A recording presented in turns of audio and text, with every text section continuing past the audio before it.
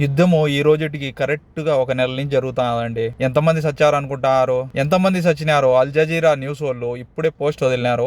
Iran లో 1937 మంది మరణించారు. ఇంజర్డ్ అయిన వాళ్ళు అంటే దెబ్బలు తగిన వాళ్ళు 24,800 మంది. లెబనాన్ లో 1,116 మంది మరణించారు. 3,229 మంది ఇంజూర్ అయినారు దెబ్బలు తగిలి. ఇంకా ఇజ్రాయెల్ లో 19 మంది చచ్చినారు. ఇంజూర్ వచ్చేసి 5,492 మంది.